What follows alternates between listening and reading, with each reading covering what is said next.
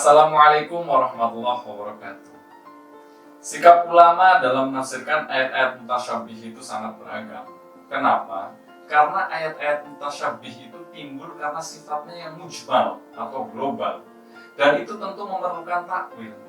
Di sisi lain, sebagian besar ulama berpendapat bahwa ayat-ayat mutasyabih tidak diketahui takwilnya kecuali oleh Allah. Sementara orang-orang yang berilmu akan berhenti pada kalimat dan orang-orang yang berilmu mendalam. Kalimat tersebut mengindikasikan bahwa para ulama ada yang mengetahui takwilnya.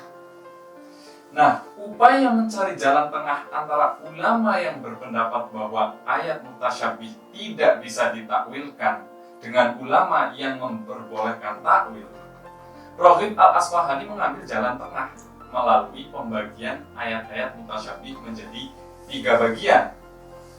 Yang pertama, lafal atau ayatnya sama sekali tidak dapat diketahui hakikatnya, seperti tentang waktu kiamat dan hal-hal gaib lainnya, seperti dalam surat Al-An'am ayat 59, wa 'indahu mafatihul ghaib la ya'lamuha illa hu, yang artinya, dan pada sisi Allah lah kunci-kunci semua yang gaib, tidak ada yang mengetahuinya kecuali Dia sendiri.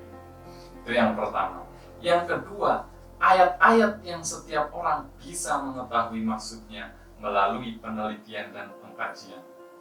Seperti ayat-ayat mutasyabihat yang kesamarannya itu timbul diakibatkan oleh lafadznya atau ayatnya yang ringkas, atau bisa jadi disebabkan oleh terlalu panjang atau karena urutan dan yang lainnya.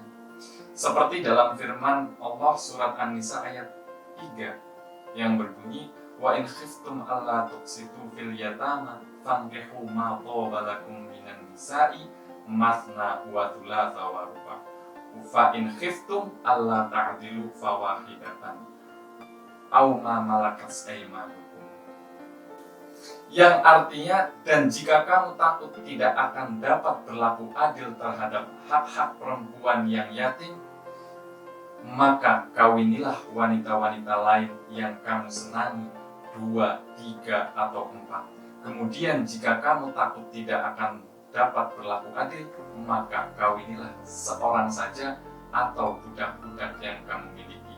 Yang demikian itu adalah lebih dekat kepada tidak berbuat aniaya. Penjelasan berlaku adil merupakan perlakuan yang adil dalam meladeni istri dari segi pakaian, tempat tinggal, ataupun nafkah batin, ataupun nafkah-nafkah yang bersifat lahiriah. Islam memperbolehkan poligami dengan syarat-syarat tertentu. Sebelum turun ayat ini, poligami memang sudah ada dan pernah juga dijalankan oleh para nabi sebelum Nabi Muhammad SAW. Ayat ini membatasi poligami sampai 4 orang saja.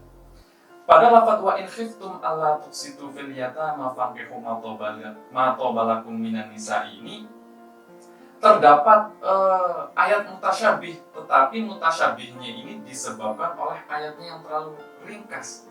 Maksudnya bagaimana? Ketika ayat ini mengatakan jika kamu takut tidak akan berlaku adil terhadap hak-hak perempuan yang yatim, ternyata maksud di atas itu timbul akibat lafadznya yang terlalu ringkas. Karena kalimat asalnya itu berbunyi wa in khiftum alla tuqsitu fil yatama idza tazawwajtum bihim. Dan jika kamu tahu tidak akan dapat berlaku adil terhadap perempuan yang yatim sekiranya kamu mengawini mereka. Jadi ada pentakwilan di sini idza tazawwajtum bihim, ketika kamu mengawini mereka. Itu takwilnya. Kemudian yang ketiga, ayat mutasyabih yang maksudnya dapat diketahui oleh para ulama tertentu dan bukan semua ulama. Maksudnya itu adalah karena makna-maknanya itu terlalu tinggi dan hanya diketahui oleh orang-orang yang jiwanya jernih dan juga seorang mujtahid. Nah, para ulama berbeda dalam menafsirkan ayat-ayat mutasyabih ini.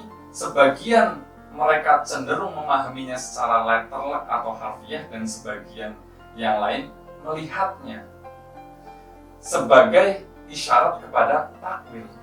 Dalam hal ini sangat ditentukan oleh persepsi mereka dalam melihat ayat-ayat tersebut. Apakah bisa ditafsirkan atau ditakwilkan? Tidak.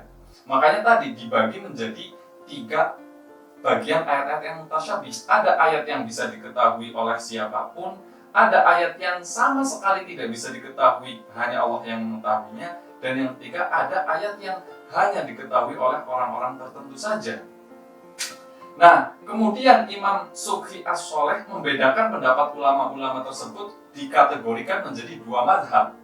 Madhab yang pertama itu adalah madhab salaf, yaitu orang-orang yang mempercayai dan meyakini sifat-sifat ayat mutasyabih dan menyerahkan hakikatnya kepada Allah sendiri. Karena mereka menyerahkan urusan mengetahui hakikat ayat-ayat mutasyabih itu hanya kepada Allah.